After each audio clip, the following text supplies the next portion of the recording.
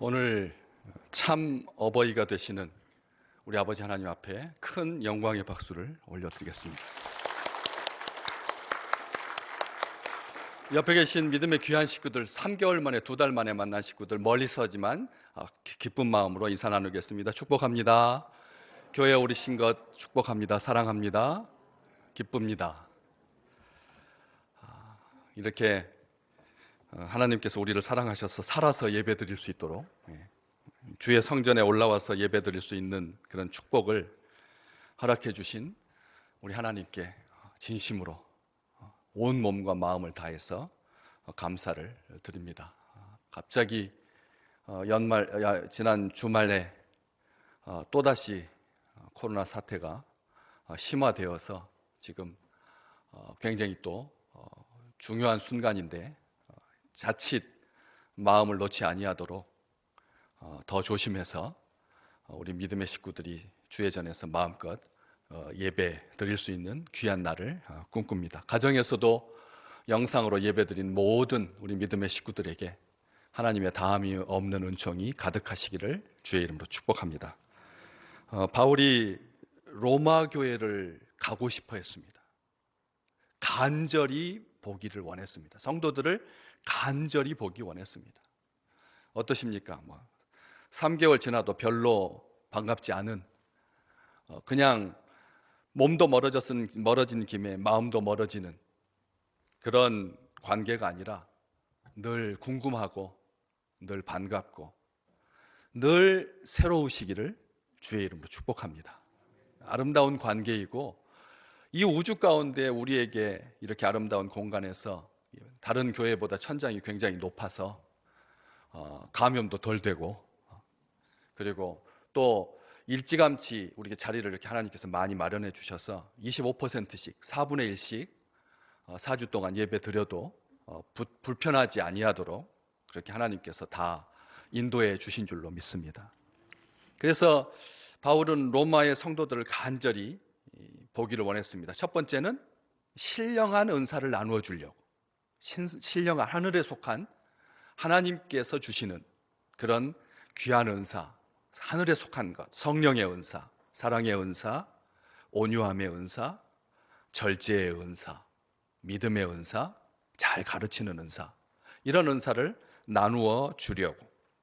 두 번째는 12절에 있는 것처럼 서로 간의 믿음을 통해서 피차 안위함을 얻기 위해서, 피차 위로받기 위해서, 피차 격려받기 위해서. 우리 70세 이상 되신 우리 귀한 믿음의 식구들에게 이번에 이 삼계탕 80마리 정도를 준비해서 담당 지구 목사님께서 교구반장, 교구 총무님과 함께 그렇게 배달을 지난주 중에 했습니다.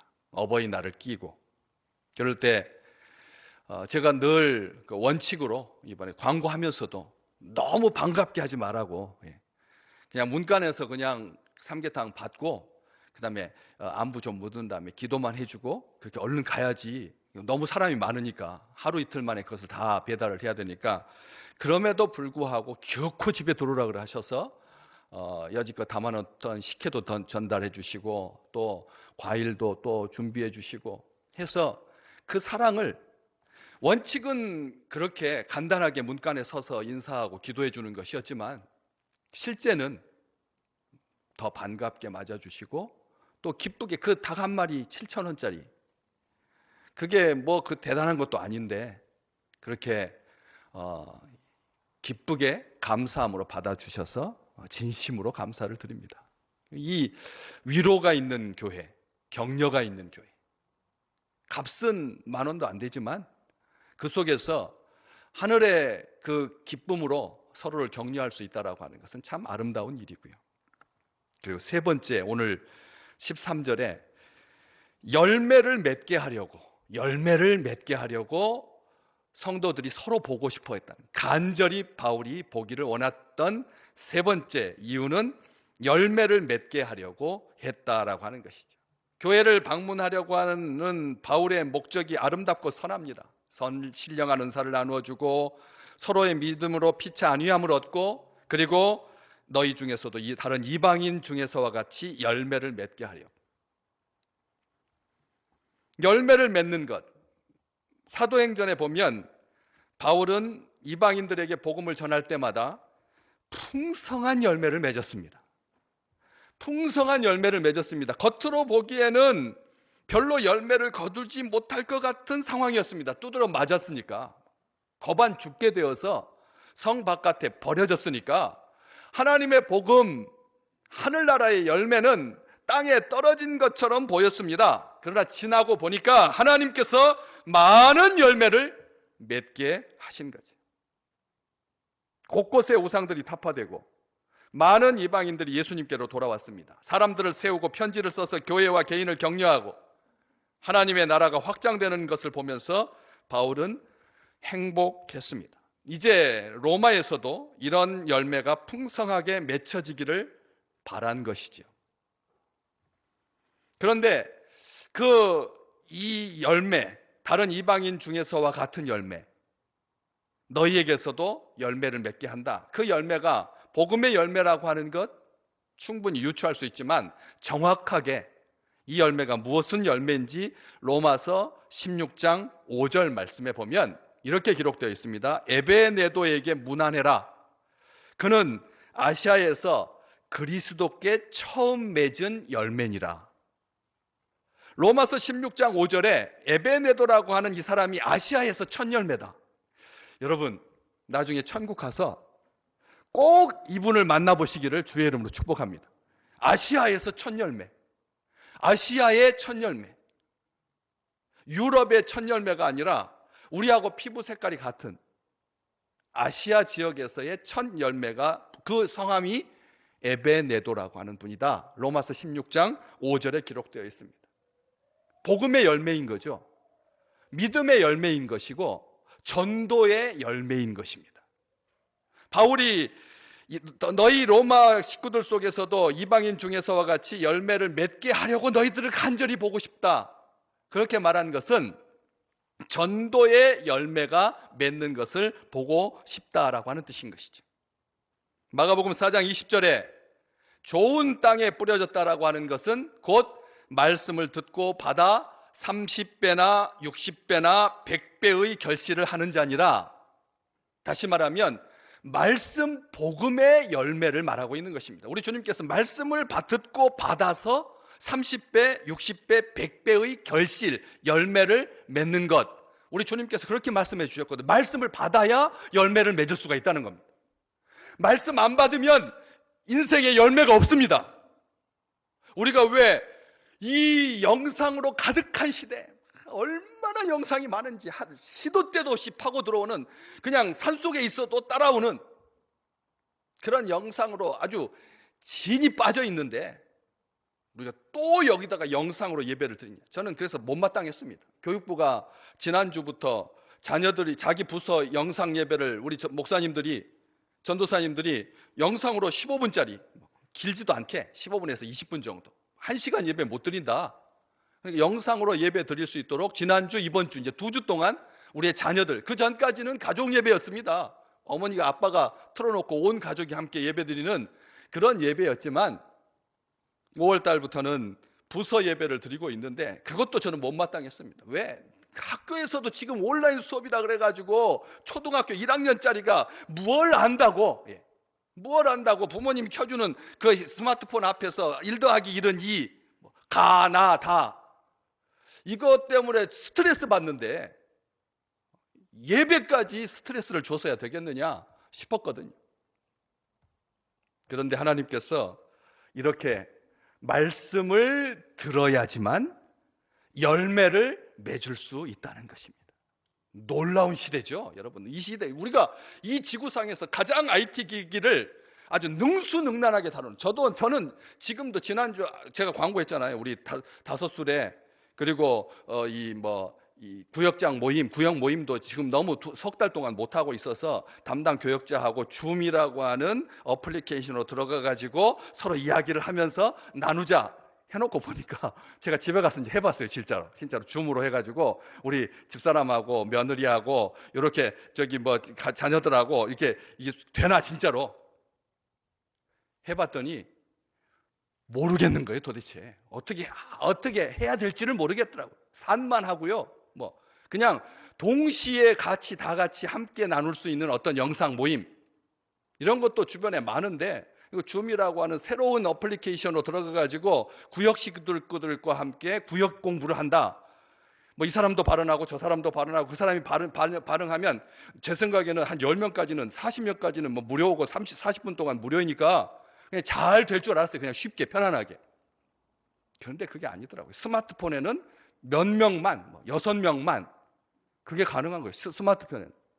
컴퓨터로 켜놓고 봤을 때 뭐 9개, 중앙에 자기가 회의를 주관하는 사람이 가운데 뜨고, 나머지 위에 3명, 양쪽에 2명, 밑에 3명 해가지고 8명, 본인까지 9명이 스마트폰 큰 화면에서는 같이 이야기를 나눌 수 있죠. 그런데 혹 가다가 기침이라도 하면 기침하는 사람의 마이크가 켜져가지고 그 사람의 화면이 활성화되는 거예요. 녹색 테두리가 딱 둘러지면서 이 사람이 기침하고 있다, 이 사람이 말하고 있다, 이것을 시각적으로 보여주는 거죠. 근데 말은 쉬운데 들어가서 보려고 하니까 이게 어렵더라고요. 그런데 다음 세대는 이런 것도 아주 능수능란하게 하는 거예요. 저 같은 사람인데도 저는 떠듬떠듬인데 다음 세대는 똑같이 저처럼 그것 세계에 대해서 생소한데도 불구하고 쉽게 들어가더라는 거죠. 우리는 이것을 통해서 다시 한번 하나님께 감사하게 됩니다. 말씀을 듣는 것, 이것이 말씀을 듣고 받아서 30배나 60배나 100배의 결실을 하는 자 아니라 우리 주님께서 하셨던 말씀을 다시 한번 생각하게 되는 것이죠. 골로새 교회에게 쓴 편지 골로새서 1장 6절에 바울은 이 복음이 이미 너희에게 이르매 너희가 듣고 참으로 하나님의 은혜를 깨달은 날부터 너희 중에서와 같이 또한 온 천하에서도 열매를 맺어 자라는도다. 골로새 교회에게 복음이 이미 너희에게 이르매 너희가 듣고 참으로 하나님의 은혜를 깨닫는 그날부터 너희 중에서와 같이 온 천하에서도 열매를 맺어 자란다. 바울이 이렇게 설명하고 있습니다. 뭐가 열매를 맺어 자라게 된다고요? 복음을 듣고 참으로 하나님의 은혜를 깨닫게 되면 열매를 맺게 되고 온 천하에서도 열매를 맺어서 자라게 된다고. 바울이 자기가 이 골로새 교회에도 쓴 편지, 그리고 갈라디아 교회에게 쓴 편지 성령의 열매, 에베소 교회에 쓴 편지 빛의 열매, 로마 교회에 쓴 편지 거룩함에 이르는 열매, 또 예수님의 사도였던, 예수님의 제자였던, 예수님의 동생인 야고보서에 보면 의의 열매, 히브리서 기자가 쓰고 있는 평강의 열매, 이 성경에 보면 열매들이 얼마나 많은지 모릅니다. 성령의 열매, 빛의 열매, 거룩함에 이르는 열매, 의의 열매, 평강의 열매. 그런데 빌립보서 1장 11절에 보면 바울은 그 열매가 의의 열매를 말하면서 예수 그리스도로 말미암아 의의 열매가 가득하여 하나님의 영광과 찬송이 되기를 원하노라, 이렇게 말하고 있습니다. 예수 그리스도로 말미암아 의의 열매가 맺는다고요. 우리 주님께서 열매를 맺게 해주신다. 어떻게 할 수 있습니까? 요한복음 15장에서 예수님 친히 말씀하셨습니다. 내가 너희를 택한 것이 아니요 너희가 나를 택한 것이 아니요 내가 너희를 택하여 세웠나니 이는 너희로 가서 열매를 맺게 하고 또 너희 열매가 항상 있게 하여 내 이름으로 아버지께 무엇을 구하든지 다 받게 하려고 합니다. 우리 주님께서 그리 말씀하셨습니다. 맞습니다. 주님 안에서 내가 너희를 택하여 세웠나니 그 이유는 너희로 가서 열매를 맺게 하려고 너희를 택하여 세운 거다. 주님께서 그렇게 말씀하고 계시는 거죠. 15장 5절에서도 나는 포도나무요 너희는 가지다. 그가 내 안에 내가 그 안에 거하면 사람이 열매를 많이 맺나니 나를 떠나서는 너희가 아무것도 할 수 없다. 우리 주님께서 아주 분명하게 말씀해 주셨습니다. 열매는 우리 주님으로 말미암는 것입니다. 예수 그리스도께서 열매 맺게 해주시는 것입니다. 로마서 7장 뒤로 쭉 넘어가서 4절에 이런 말씀이 있습니다. 우리 함께 같이 읽어볼까요? 화면에 있습니다. 로마서 7장 4절 같이 읽습니다. 그러므로 너희도 그리스도의 몸으로 말미암아 율법에 대하여 죽임을 당하였으니 이는 다른 이 곧 죽은 자 가운데서 살아나신 이에게 가서 우리 하나님을 위하여 열매를 맺게 하려고 하는 것이다. 하나님을 위하여 열매를 맺게 해주시는 것입니다. 하나님을 위하여. 형제들아, 너희도 그리스도의 몸으로 말미암아 율법에 대하여 죽임을 당했으니 이 이유가 뭐냐? 다른 이 곧 죽은 자 가운데서 살아나신 이에게 가서, 예수 그리스도에게 가서 예수 그리스도로 말미암아 하나님을 위하여 열매를 맺게 하려 함이라. 로마서 7장 4절에 기록하고 있고, 예수님께서도 요한복음 15장 8절에서 너희가 열매를 많이 맺으면 누가 영광을 받으신다고요? 내 아버지께서, 하나님께서 영광을 받을 것이요 라고 말씀해 주셨습니다. 열매를 맺는 것은 축복입니다. 말씀의 열매, 복음의 열매, 의의 열매, 성령의 열매, 빛의 열매, 평강의 열매가 가득하시기를 주의 이름으로 축복합니다. 예수 믿는 백성들에게, 우리 주님 안에 있는 자들에게 우리 주님께서 아버지의 영광을 위해서 열매를 맺게 해주신다. 말씀을 들을 때 복음을 받아들이고 하나님의 은혜인 줄 깨닫게 되면 그때부터 열매를 맺기 시작한다라고 하는 것입니다. 그러면서 마태복음 7장에 예수님께서는 거짓 선지자들을 삼가라. 양의 옷을 입고 너희에게 나오지만 속에는 노략질하는 일이다. 그것을 어떻게 확인할 수 있습니까? 그들의 열매로 알 수 있다. 그들의 열매를 알 수 있다. 가시나무에서 포도고를, 엉겅퀴에서 무화과를 따지 못하는 것처럼 좋은 나무가 아름다운 열매를 맺고 못된 나무는 나쁜 열매를 맺는다. 저는 우리나라에 그렇게 클럽이 많은 줄은 꿈에도 몰랐습니다. 저도 대학생 때, 청년 때 이태원에 가서 디스코텍에 가서 춤췄습니다. 디스코텍에 가서 춤췄습니다. 콜라 마시고, 그리고 친구들과 함께 서너씩 가가지고 밤새껏 춤추고 새벽 3시에 딱 나와가지고, 제가 일전에 말씀드렸잖아요. 춤추고 나와서 포장마차에 들어가가지고 해장국, 라면하고 그 다음에 오뎅 이렇게 먹으면서 딱 저는 결심했습니다. 나는 평생 다시는 디스코텍에 안 온다. 그 몰려드는 공허함, 춤을 밤새껏 친구들하고 재밌게 추고 뭐 여자애들도 보고 그 다음에 뭐 그렇게 했으니까 이거 원 없고 다음 날도 와야 되는데, 불타는 금요일이 돼야 되는데, 춤추고 나서 새벽 3시에 스산하게 내 앞을 스쳐가는 그런 바람 속에서 저는 결심했습니다. 나는 이 길은 내가 원하는 길이 아니다. 청년 때라고 해서 이게 하나님의 뜻이 아니다. 목사가 되기 위해서 하나님께서 그런 마음을 주신 것이 아니라, 저는 그때 깨달았습니다. 이게 우리 인생의 영혼에 전혀 유익함이 없다. 눈의 즐거움, 성적 욕망을 공개적인 자리에서 그렇게 발산할 수 있는 그런 자리, 정권은, 정치는, 세력은, 문화는 그런 완충지대를 가지려고 하죠. 그런데 이번에 어떤 사건이 벌어졌습니까? 성소수자라고 하는 말로 자기의 그런 정체성, 혼란스러움을 막 보상받으려고 하는, 가까이 밀착해서 마스크도 쓰지 아니하고 막 비벼대고 춤을 추고, 그래서 난리가 났습니다. 나라에서 이제는 이런 유흥업소에 한 달 동안 정지, 교회도 수도시켰는데, 절도 수도시켰고 성당도 수도시켰는데 이제는 아무도 반발하지 못하게 되었습니다. 젊음은 코로나19로부터 자유로운가? 그래서 못하게 되었습니다. 다 드러났습니다. 이제 신천지도 드러났고, 그 다음에 성소수자라고 하는 이름 안에서 그렇게 게이바, 그게 문화적인 완충지대가 아니다. 나라의 법을 지켜야 하고, 그리고 온 국민을 생각해야 되지, 하룻밤에 5군데씩 돌아다니면서 춤추러 돌아다니는 것이 이게 하나님의 뜻이 아니다 라고 하는 것을 알게 되었다라고 하는 것이죠. 진정한 열매가 뭐냐? 유다서 1장 12절, 죽고 또 죽어서 뿌리까지 뽑힌 열매 없는 가을 나무에 대해서 사도가 경고하는 것처럼 열매 없는 짓이라는 거죠. 뿌리까지 죽어서 뽑힌 열매 없는 가을 나무에 대해서 경고하고 계십니다. 베드로후서 1장 8절에도 너희로 우리 주 예수 그리스도를 알기에 게으르지 않고 열매 없는 자가 되지 않게 하려니와, 열매 없는 자에 대해서 베드로 사도가 분명하게 경고하고 있습니다. 에베소 교회에 쓴 편지에서도 에베소서 5장 11절에 바울은 이렇게 말합니다. 너희는 열매 없는 어둠의 일에 참여하지 말고 도리어 책망하라 말하셨습니다. 그런 아름다운 계획을 가지고 간절히 로마 교회에 가고 싶어 했습니다. 그런데 어떻게 됐습니까? 그의 간절한 길이 오늘 본문 말씀 마지막 절 지금까지 길이 막혔도다.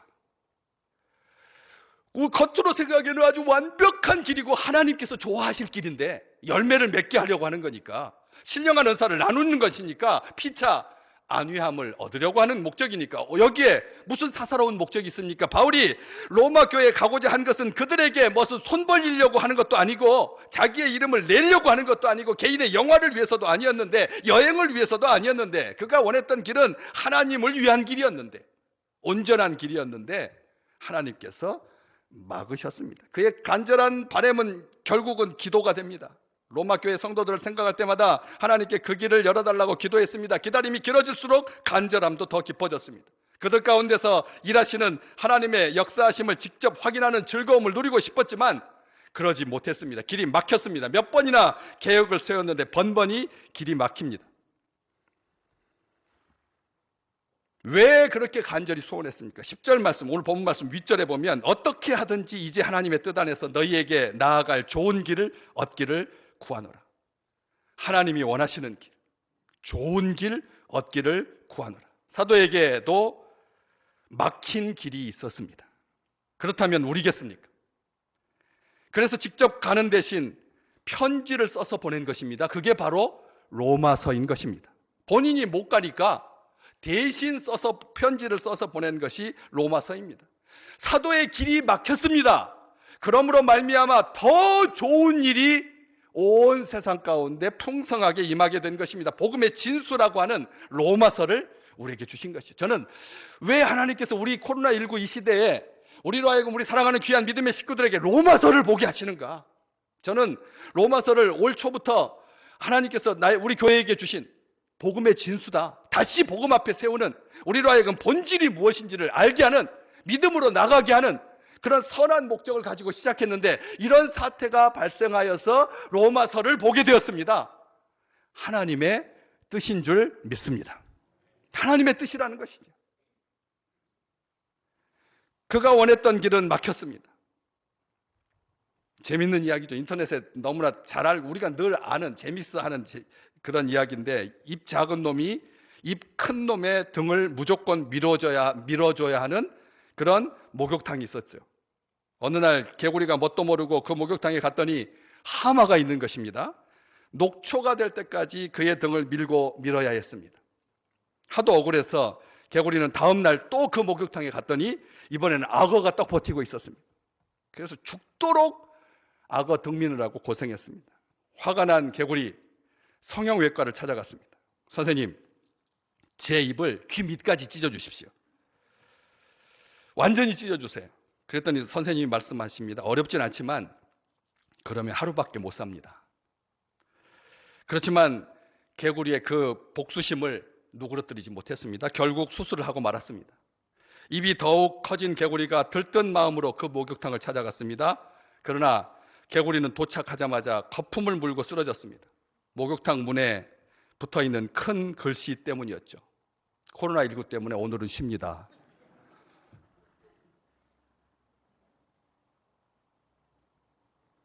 인위적으로 막힌 길을 뚫으려고 하면 이런 일이 있을 수 있다라고 하는 것이죠. 하나님께서 막으신 것입니다. 바울은 선한 목적을 가지고 로마의 성도들을 보고 싶어 했지만 하나님께서 막으신 것입니다. 하나님께서 열어주셔야 진짜 열립니다. 하나님께서 열어주셔야 진짜 열립니다. 온 세상이 국력을 총동원해서 백신을 개발하려고 지금 100m 경주에 나선 듯 그렇게 열심을 다하고 있습니다. 어느 나라가 탁 치고 나오면 그 나라는 축복받은 민족이 될 것입니다. 그런데 그 길이 편법을 쓴다거나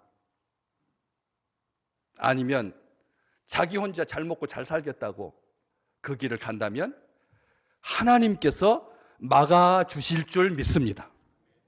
어느 한 나라라도 이걸로 돈벌이 수단을 쓰겠다. 그러면 하나님께서 막으십니다. 진정 사랑하는 마음으로 하나님께서 열어주실 때까지. 사방에 길이 막혀도 하늘의 길을 여시는 분이 우리 하나님이십니다.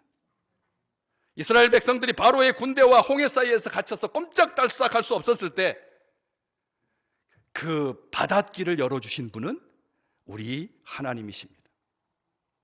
그러면서 이렇게 하나님께서 열어주시지 않은 사람의 이 심리 상태, 오늘 가운데 있죠. 형제들아, 내가 여러 번 너희에게 가고자 한 것을 너희가 모르기를 원하지 아니하노니 너희들이 알아주었으면 한다. 로마서 11장 25절에도 형제들아, 너희가 스스로 지혜 있다 하고 하면서 이 신비를 너희가 모르기를 내가 원치 아니하노니, 고린도후서 1장 8절에도 형제들아, 우리가 아시아에서 당한 환난을 너희가 모르기를 원하지 아니하노니, 힘에 겹도록 고난을 당하여 살 소망까지 끊어졌다.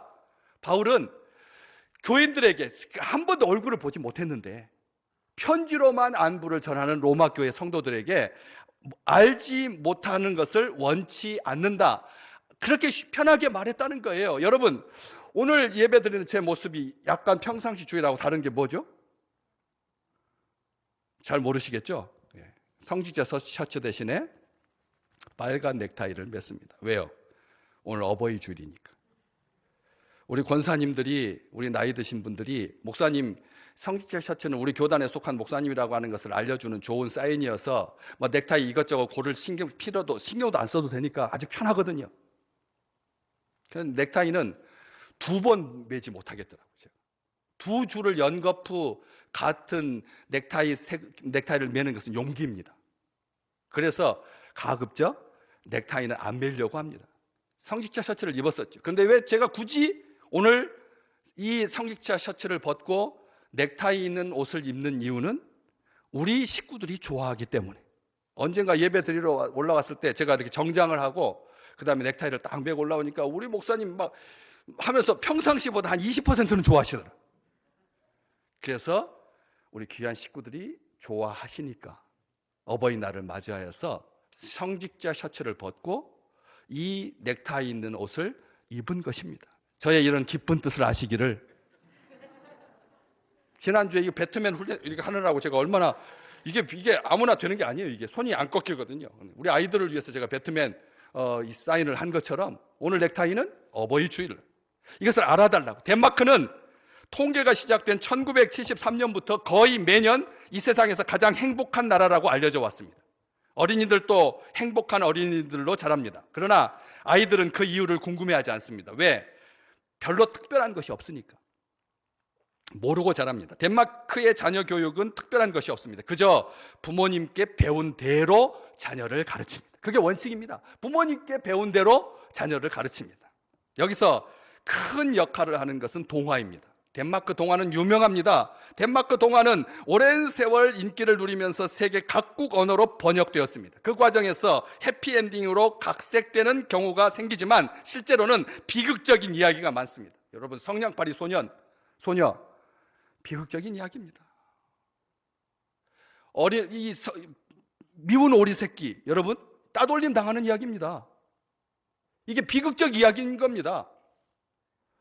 잠자는 숲속의 미녀, 왕자가 와서 뽀뽀해 줄 때까지 잠들어 있어야 하는, 어떻게 말하면 여성에 대해서 굉장히 비하하는 그런 동화입니다. 잔혹합니다. 무섭습니다. 그런데 왜 덴마크의 부모들은 그런 이야기를 동화로 들려주는 걸까요? 상처도 인생의 일부라고 생각하고 아이들에게 역경과 고난을 알려주는 것이 나쁘지 않다고 믿기 때문에 그런 것입니다. 바울은 자기가 여러 번 너희들에게 가고자 했지만 너희가 이것을 모르기를 원하지 않는다라고 말합니다. 열매를 맺어서 자라는 것만 바라보면서 열매 추구하다 보면 자칫 관계가 무너지지 아니하도록 자신의 길이 막힌 것을 억울해하거나 숨기지 않았다는 것이죠.